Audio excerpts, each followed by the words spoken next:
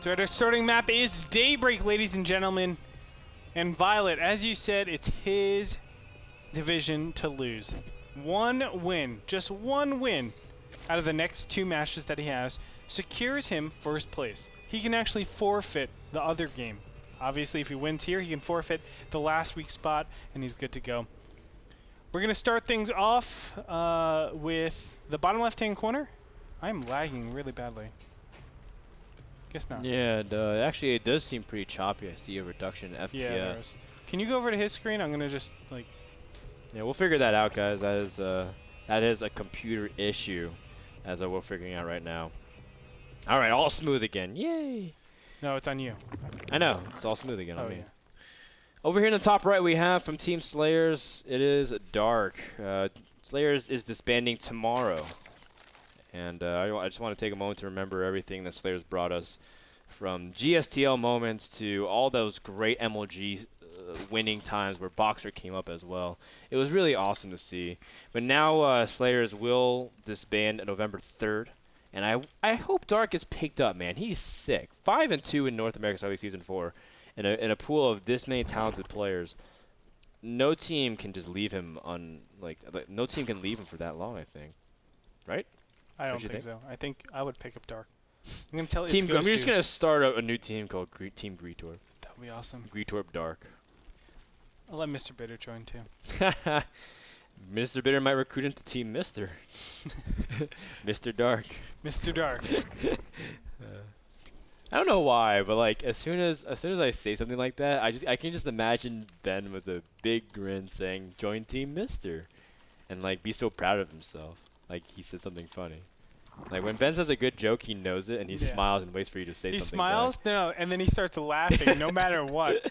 And not only that, he also stops listening to everything you say. Like if he thinks of something funny in the middle of the game, he'll just be like, and it's like, oh, what do you think, Ben? He's like, yeah, that's so funny, man. No, I'm just kidding. Early zerging pressure here from Violet is he's gonna harass this hatchery and do the best he can.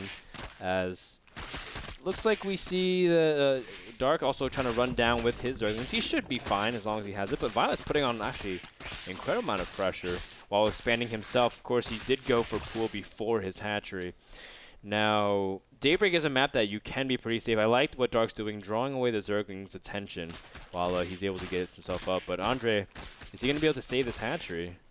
He should be able to. I don't think too much damage should be done. The Queen is out, so that should really stabilize things. But this is like patented Violet. Like he loves to put on aggression at all points in time. But wow, Dark actually almost cutting off all the units. And it looks like he will be able to get out. And I think it's going to be a really nice, I guess, comfort point for Violet because he realizes at any point in the game it's going to be really easy to snipe this hatchery because it'll be low health. Violet also moving up to kind of scout whatever he can. And he realizes, it's pretty much exactly what I suspected, as Dark is going for a pretty delayed gas because he went for such a quick hatchery. Now, Andre, it is ZVZ. It's a map that everyone kind of jokes that the game starts on 3 base at the 20-some minute mark. Do you like Daybreak for ZVZ? Do you think mutas and everything are still viable on this map? Or everyone should just go for roaches? Actually, mutas are really good on this map, in my opinion. Yeah? Yeah, because it's hard to actually substantiate some sort of roach rush. I think roaches just take way too long to get over to your opponent's side, so going mute is actually pretty standard on this map, and going straight to infestors are pretty standard on this map. Don't get me wrong, there's always that build where you can go massive roaches and just attack, but on this map, you can place an overload right where Violet has it, and then throw down your spine crawlers. And your spine crawlers will just about finish as soon as the roaches come over to your base. That's of course assuming that Glio Reconstitution is not upgraded, so that is important to note. But for the most part, I feel like roach pressure off of pre-lair timings are pretty insignificant. And by the time you actually have Glio Reconstitution, and you make your way over to your opponent's base, they should have spine crawlers and mutas out already, so they should be able to clear that up no problem.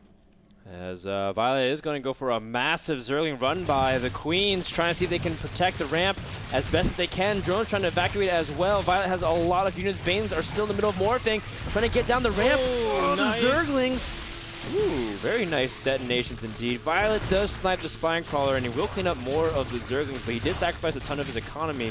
One of the Queens did drop, and they are pretty weak. Violet coming in with a couple of rallied Zerglings as well, but won't really matter.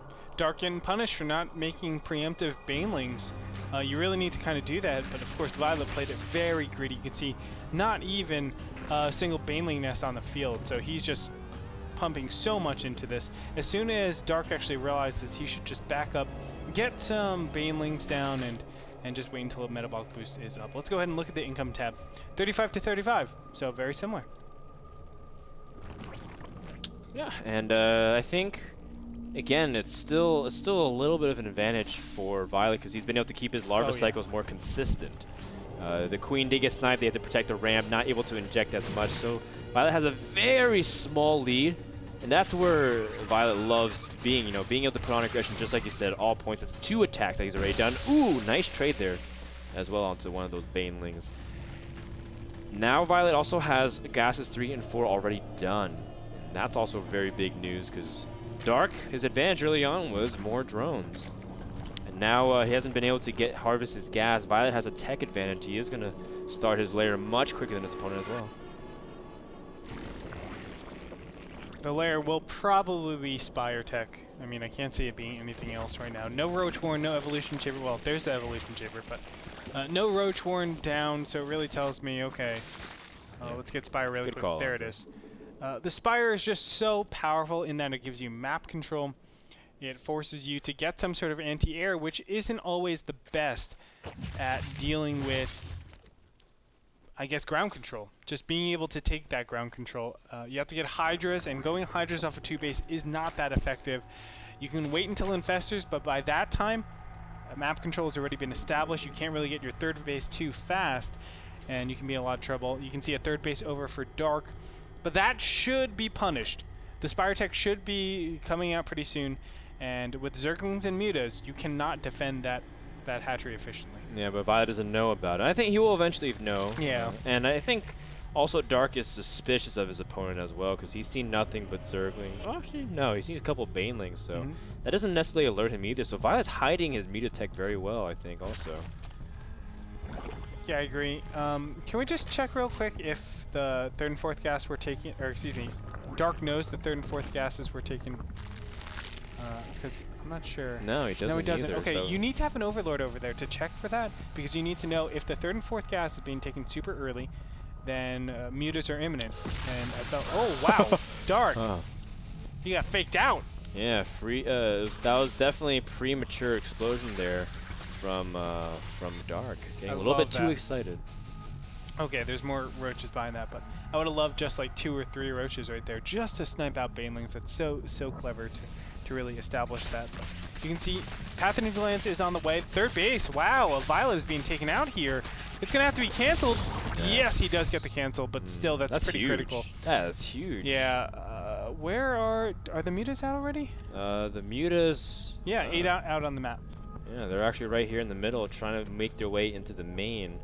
And there's not much anti-air. In fact, the Spore Crawler just started, and he's going to be able to pick off the Queen. Big plays here from Violet, and normally when you have the Mutas, you're able to do a lot of harass. The Spore Crawler will be able to finish. Meanwhile, we see Roaches moving across the map, trying to assault the 3rd once again. Mutas do manage to kill almost everything off in the main. Roach is now going to the natural as well. Violet doesn't really have much here. No, he doesn't. And where are the rest of his Zerglings and Banelings? This is a really bad engagement. You can see Roaches are being popped up, but it's not going to be enough. Drones now being pulled off, but the concave is so bad. Baneling's going to crash up in here. Violet coming with more Roaches on the top of his ramp as well. Nice. That's very nice. Remember, the production is going to be quite substantial here. But in the meantime, those Mutas, they actually are not really going to do that much damage. You can see, ooh, nice fungal growth on top of all of those. The Queen cleans it up. Yeah, wow, GG.